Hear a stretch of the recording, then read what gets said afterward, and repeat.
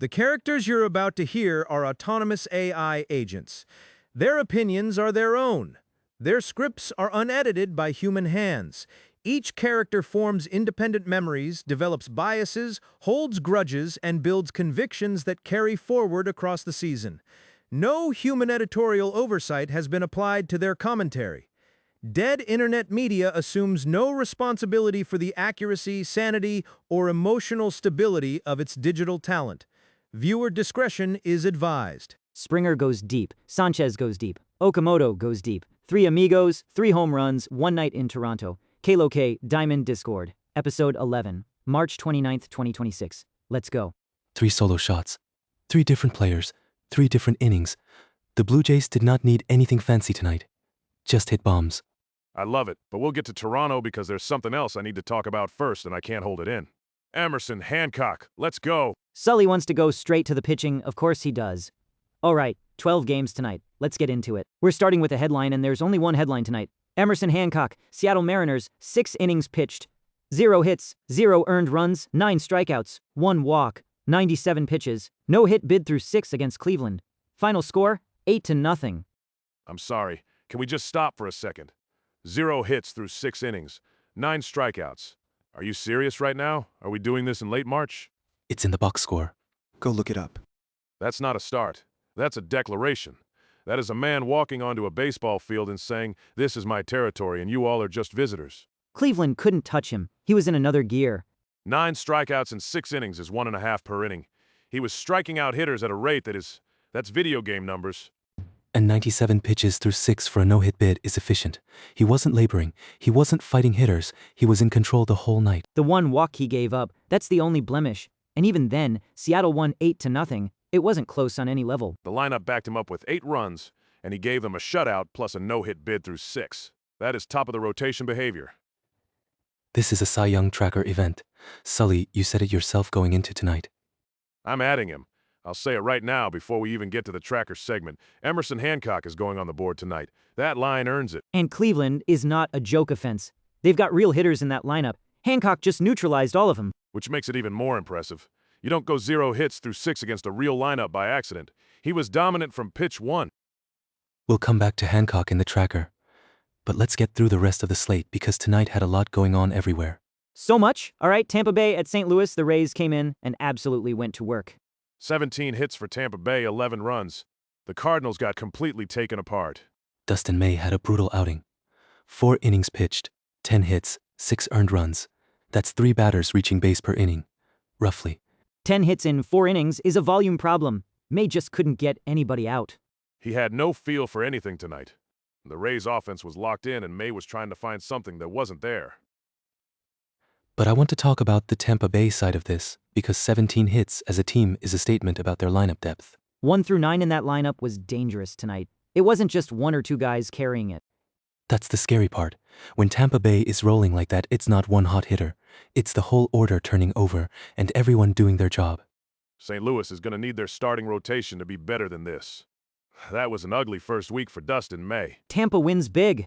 Next up, the game I need to talk about. Milwaukee versus the White Sox. 6-run 8th inning. Down 7-3 going into the 8th inning. Down 4 runs. Most teams at that point are thinking about tomorrow. Milwaukee was not thinking about tomorrow. They put up 6 in the 8th and won 9-7. That's a 4-run swing plus 2 more in 1 inning. That's the kind of inning where you check the app 3 times because you think it's a glitch. It wasn't a glitch. 6 runs in the 8th, down 4, win by 2. Milwaukee came to play. The White Sox bullpen gave that game away. You can't blow a 4-run lead in the 8th inning. That's a must-hold situation, and they couldn't hold it. Chicago's going to be hearing about this one for a few days, but Milwaukee deserves credit for staying in it and capitalizing. I've got more to say about this game in my Diamond segment. Save some thoughts. Jake Woodford got the win. All right, teaser noted. Rangers 8, Phillies 3. Mackenzie Gore put in a quality start. 5 1/3 innings, 2 hits, 2 earned, 7 strikeouts for Gore. That's a very solid line. 7 punch-outs in 5 1/3. He had the Phillies swinging at things they didn't want to swing at. And the Rangers' offense did the damage. 8 runs is a comfortable cushion. Texas picks up an 8-3 win. Meanwhile, on the other side, Luzardo was rough. 6 innings, 6 earned runs. That's a high earned run average on the young season. Philadelphia needs more from their rotation. Luzardo is capable of better than that, and he knows it. Gore outdueled him tonight. Texas wins comfortably, and Gore should feel good about that outing. Nationals 6, Cubs 3, Jake Irvin versus Shota Imanaga. I was watching this one. Interesting pitching matchup. Both guys went 5 innings, both had 7 strikeouts. Almost mirror image starts stat-wise except for the earned runs. Irvin gave up 2 earned, Imanaga gave up 4. That's the difference in the game right there. You don't often see both starters with identical strikeout totals and the same number of innings. That's a coincidence. Imanaga has been excellent. 4 earned in 5 innings is not his normal. Washington did some damage against him tonight. Irvin was sharp. 5 innings, 7 strikeouts, 2 earned on the road. That's a performance you can win with. Washington wins 6-3. Road win at Wrigley. That's not easy. Irvin's going to come up again later.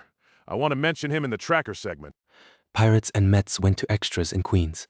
10 innings, Pittsburgh wins 4-3. The Mets at home couldn't close out a game against Pittsburgh. That's a tough one. Extras this. Early in the season, always test your bullpen. Both teams burned arms they probably didn't want to burn on day 4. Pittsburgh comes out of New York with a win though, and the Pirates have been scrappy so far this season. 4-3 in 10. New York's going to be frustrated with that one, but credit Pittsburgh for grinding it out. All right, Royals 4, Braves 1, and this is the one I'm going to talk about at length in the tracker. Seth Lugo, 6 1/3 innings, 5 hits. 0 earned runs, 3 strikeouts, 0 walks, 77 pitches. 0 walks and 77 pitches through 6+ innings. He was throwing strikes all night. efficiency at an elite level. Lugo was painting corners and getting ahead of hitters and finishing them. That's how you get through 6 1/3 on 77 pitches. The Royals won 4-1, and Lugo was the reason the Braves couldn't get anything going. And Kenji, I want to mention something. Kenji had the Braves tonight in the betting cage. I know. We'll get there. Lugo just had a masterpiece and someone in this room bet against him. That's all I'll say for now. Can we move to the next game, please? Marlins walk-off. Miami beats Colorado 4-3. 2 runs in the 9th. Walk-off energy in Miami. That's a good thing for that fan base. The Rockies are going to struggle this year. Giving up a walk-off to the Marlins at home is still a rough way to lose, though. 2 runs in the 9th to flip a close game. That's clutch at bats when it matters most. Miami wins 4-3, and the stadium goes. South Florida baseball energy is always good when it shows up. Astros 9, Angels 7. Wild 1 out west. Okay, walk me through this because it went back and forth. Houston scores 4 in the second. You're thinking Astros take control. Then the Angels put up 4 in the third and 2 more in the fourth. Suddenly, Los Angeles has the lead. That's a 4-run lead flipped into a 6-run hole. Flipped back. Wild. And then Houston comes back with 3 in the 8th to take the lead for good, and they hold on. 9-7 final. The Astros just have a way of winning those games. They find something in late innings and they put it together. 3 in the 8th to take a lead you gave up earlier in the game. That's veteran baseball. That's a team that knows how to win. The Angels gave up the lead twice. You can't do that against Houston. They will absolutely make you pay both times. 9-7. Both bullpens got worked. But the Astros bullpen held in the 9th, and that's the difference. Orioles 8, Twins 6. Baltimore was down 4-0 and came all the way back. Another comeback win tonight. There were a lot of those. Baltimore has the talent to do that. Their lineup can put up runs in bunches, and when they get going, the deficit disappears fast. Down 4-0 and you win 8-6. That's scoring 8 runs after being shut out to start the game. The Orioles just put the switch on. Minnesota gave up that lead and couldn't hold on. That's a demoralizing loss when you had a 4-run cushion. The Twins are going to need some answers, but give Baltimore credit. They didn't flinch down 4 on the road. Blue Jays 5, Athletics 2. Eric Lauer gets the win for Toronto. Oakland is in a rebuilding cycle. 5-2 is a comfortable Toronto win, and Lauer gives them a solid start. The Blue Jays need stability in their rotation. If Lauer can give them consistent quality outings, that's valuable depth. Win is a win. 5-2, Toronto takes care of business. And Reds 3, Red Sox 2. Close one in Boston. I had the Reds in the cage, by the way. We'll settle up in a little bit. But Cincinnati wins on the road 3-2. Close game decided by 1 run. 1-run games in April tell you something about your bullpen. Cincinnati's bullpen did the job tonight. Boston drops a close one at home. Those are the games that add up and sting later in the season. The Reds grind out a road win 3-2, and they're heading home with something to feel good about. What a night of baseball. Hancock's no-hit bid. 17 hits in Tampa, comebacks in Milwaukee, and Baltimore. Walk-offs in Miami, extras in Queens. This was a wild day 4. The perfect storm. That's the thumbnail, and that's the night. Chaos everywhere, but Hancock was the eye of it all. 0 hits, 9 strikeouts, 8-0. All right, let's get into the segments, starting with me. Kenji's ladder? Kenji's ladder. Early season power rankings. It's day 4, so I want to be clear. These are first impressions. Small sample, strong signals. I'm watching, and I'm taking notes, and I'm telling you what I see.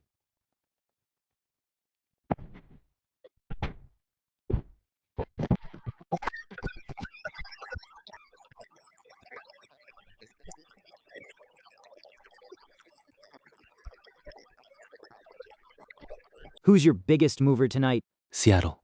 Not even close. The Mariners are my biggest climber right now, and it's because of 2 words. Elite pitching. Hancock tonight. Kirby has been excellent.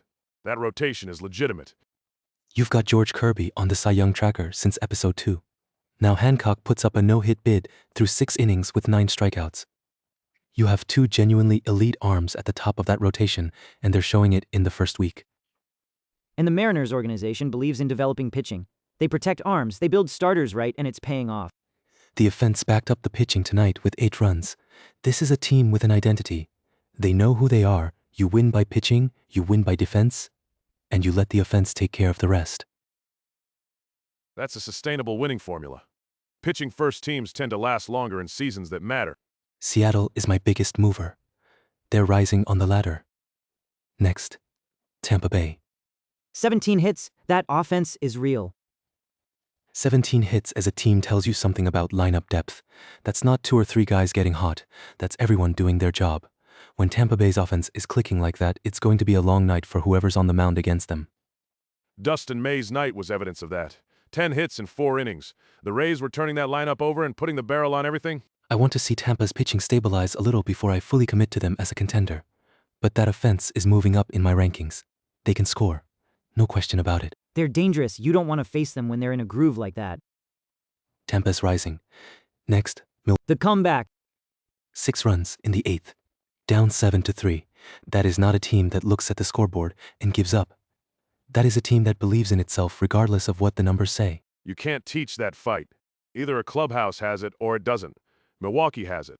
They went from down 4 with 6 outs left to winning 9-7. That's character. Yes, the White Sox bullpen melted down, but you still have to score the runs. Milwaukee scored all 6 of them. I want to keep watching this team. That kind of energy this early in the season, I want to know what they're made of. Milwaukee showed something tonight. They're moving up in my impressions. Next, Kansas City. Lugo. That's all you need to say. Kansas City looks legit right now, and it starts with their ace.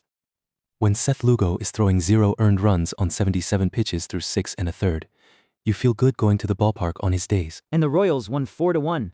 The offense gave him enough, and he shut the door on Atlanta. That's how you're supposed to win a baseball game. Kansas City has been quietly consistent this young season. Lugo is anchoring that rotation, and they're rising in my ladder. They're a team I didn't fully respect coming into this year, and I'm updating that assessment. Now the team that's trending down. And I don't love saying it because they've got real talent. Cleveland. Getting shut out 8-0, 0 hits through 6 innings. That's the kind of game you want to erase from your memory. And before tonight, their rotation had some bumps. Ciccone was rough earlier in the week. To be fair, nobody was hitting Hancock tonight. That's not a reflection of Cleveland's offense as much as it is a reflection of how good Hancock was. That's true, and I want to be fair about it. But getting blanked 8-0 is still getting blanked. You lose that game, and you don't get credit for how hard the pitcher was throwing. The Guardians are better than what they've shown in 4 days, but right now, the results are the results. They're falling on my ladder tonight. The pieces are there. The execution hasn't been there yet. That's the summary on Cleveland. That's the full ladder. Good stuff, Kenji. 5 teams, clear movement. Seattle up, Tampa up, Milwaukee up, Kansas City up, Cleveland down. I like it. All right, Sully, Cy Young tracker. You've been waiting for this. I really have. Okay, let me run through where we were before tonight so everyone has context. All watch lists going into tonight. George Kirby in Seattle. Added episode 2. Taj Bradley, episode 4. Reed Detmers, episode 4. 3 names on the AL side. And the NL side? NL watch list, Sandy Alcantara, Chris Sale, both added episode 3. Tyler Glasnow and Randy Vasquez, both added episode 4. 4 names on the NL side. That's where we stood coming in tonight. And tonight you've got some new names. Tonight I've got new names. Let's start with the one that is not a debate. Emerson Hancock is on the Cy Young tracker. American League, as of March 29th, there is no conversation to be had. Mandatory ad. 6 innings, 0 hits, 0 earned runs, 9 strikeouts, 1 walk, 97 pitches. You don't do that and not get recognized for it. That is one of the most dominant individual starts this early in a season that I can remember seeing. And you don't get to take it back either. That line is next to your name on this tracker forever. He's on Al's side. Hancock. Added episode 11, and I want to say something about what that line means. 0 hits through 6 innings. Think about how many at-bats that is. Think about how many times a hitter came up there and came back to the dugout without a hit. Every single Cleveland hitter was a 0 tonight. That's 21 Cleveland batters retired over 6 innings minus the 1 walk. He faced the minimum +1. That's dominance at a level that makes you stop what you're doing and just watch. I was locked in on this game. I was standing. I've said this already, but I was genuinely on my feet watching this. Those starts stay with you. You remember where you were. March 29th, episode 11, we put Emerson Hancock on the board, and I think we're going to look back at this moment in October. That's the kind of confidence I like from you, Sully. Strong take. Next edition, also AL. Seth Lugo, he's going on the tracker tonight as well. 77 pitches through 6 1/3, 0 earned, 0 walks. That's efficiency that borders on art. You're through 6 1/3 innings and you have not given a single free pass. 0 walks means you trusted your stuff on every single pitch. You went after hitters and got them out. 77 pitches to get through 6 1/3 is also remarkable. That's less than 12 pitches per inning on average. He was throwing first pitch strikes, getting ahead in counts, and finishing hitters. That's the formula, and Lugo executed it perfectly. He goes on the AL tracker. Kirby, Bradley, Detmers, Hancock, and now Lugo. 5 names. The AL pitching this year is already stacked. It's going to be a fascinating race, and we're barely a week in. Now on the NL side, I'm not making an addition tonight, but I want to name someone who's on notice. Jake Irvin? Jake Irvin, Washington Nationals. Tonight he threw 5 innings, 7 strikeouts, 2 earned runs. He outpitched Shota Imanaga, who is a genuine quality pitcher. That's not nothing. Imanaga gave up 4 earned in 5. Irvin gave up 2. Washington wins 6-3. Irvin was the better pitcher tonight. I'm not putting Irvin on the tracker after 1 start. The NL list is already solid with Alcantara, Sale, Glasnow, and Vasquez. He's got to earn his spot, but I'm watching. If he goes out there and does it again, I'm putting him on the board. On notice, that's a good way to put it. On notice is exactly right. Don't let me down, Irvin. I want to add you. The NL already has 4 names. Any of those guys have standout games this week. They've all been solid, but Hancock tonight was the headline. The AL tracker is building fast. 5 names already, and the season is 4 days old. This pitching class in the AL is special. And Hancock might be the best of all of them after tonight. That's a bold statement 4 days in, but 0 hits through 6 earns bold statements. It absolutely earns it. Hancock on the board, Lugo on the board, Irvin on notice. That's the tracker update. Episode 11, March 29th. Good stuff, Sully. Okay, my turn. Deivy's Diamond. Deivy's Diamond. Every episode I find the name or the moment or the thing that deserved more credit than it got. Tonight, it's not one player, it's a unit. Milwaukee bullpen. The Milwaukee Brewers bullpen. That's my diamond tonight. Let me explain it. Walk us through it. Milwaukee is down 7-3 going into the 8th inning. 4-run deficit, 6 outs left. Most people are already calculating their path to a loss. But here's what everyone's gonna miss. While the offense was getting ready to put up that 6-run 8th, somebody had to hold the White Sox. You can't score 6 in the 8th if your bullpen gives up 4 in the 8th first. That's exactly it. The comeback doesn't happen without the bullpen holding the line. If Chicago adds even 1 run in that 8th inning, the whole dynamic changes. The bullpen kept it at 7-3 and made the comeback possible. That's a point that doesn't get made enough. Comebacks require 2 things. You have to score, yes, but you also have to stop the bleeding. Milwaukee's pen did both jobs. Jake Woodford gets the win. That's on the box score, and he deserves it. But the whole pen that worked in that game, they all get credit from me tonight.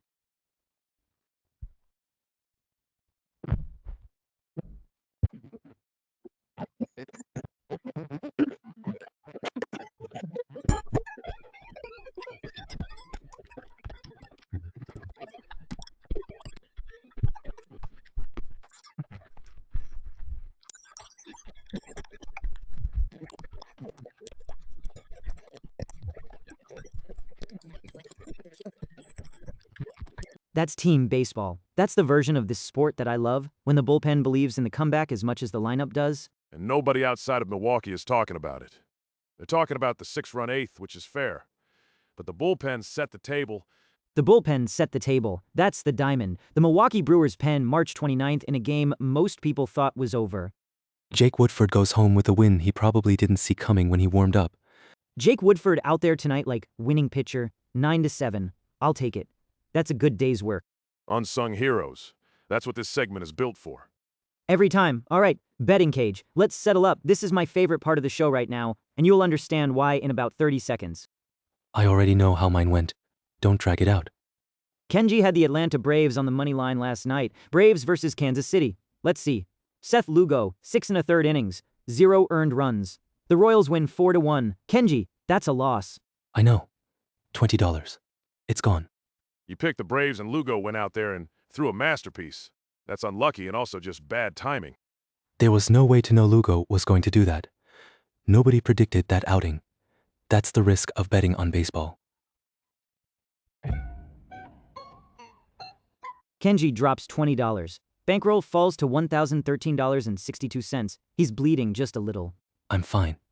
It's $20. I will be fine. Sully had the Padres on the money line. And San Diego had a day off. Void, no action. The Padres didn't play, so Sully's bet gets voided. Bankroll stays at $994.29. No change for Sully. I'll take a void over a loss any day. You're still below $1,000. But I didn't lose tonight. That matters. And then there's me. I had the Cincinnati Reds on the money line against Boston. You mentioned this earlier and I could tell you were trying not to smile. I was trying to be professional. The Reds win 3-2 on the road at Fenway. I win approximately $22. Bankroll goes up to $1,092. Good pick. I'll give you that. Current standings, Deivy, $1,092. Kenji, $1,013.62. Sully, $994.29. I am the bankroll king. I would like everyone to acknowledge this. It's day 4. Day 4 and I'm in first place by a comfortable margin. Day 4 and I'm winning. You've won one bet, Deivy. Undefeated when I have action. That's a fact. Let's discuss the facts. You're insufferable when you're up money. I'm fun when I'm up money. There's a difference. Also, I'm the bankroll king, so I'm allowed. You're up $92 from a starting bankroll of $1,000. That's 9.2% return in 4 days. You want to annualize that? Please don't annualize it. I'm just saying. The numbers are the numbers. Let's do new bets for tomorrow, March 30th, Sunday baseball. I'll go first. After last night, I'm going back to the fundamentals. I'm taking the Dodgers tomorrow on the money line. Los Angeles at home on a Sunday. Full crowd. That lineup. I like them.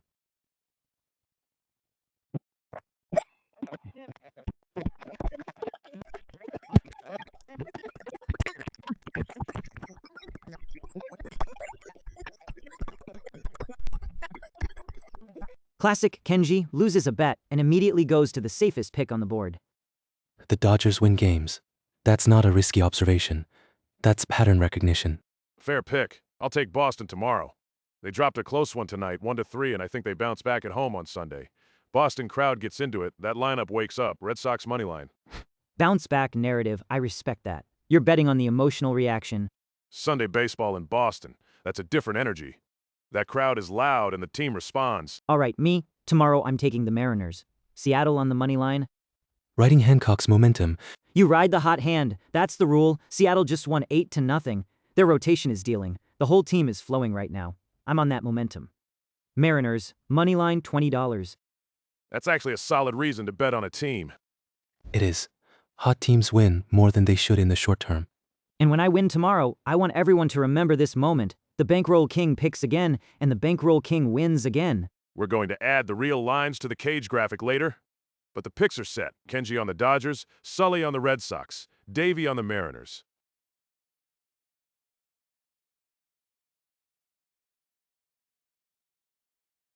And I'll still be winning. That's episode 11. What a night of baseball to close out the week. Emerson Hancock, 0 hits through 6 innings, 9 strikeouts. That's the moment of the day. That's the moment of the early season. Seth Lugo was dominant. Milwaukee made a statement in the 8th. Tampa Bay showed you their offense can flat-out rake.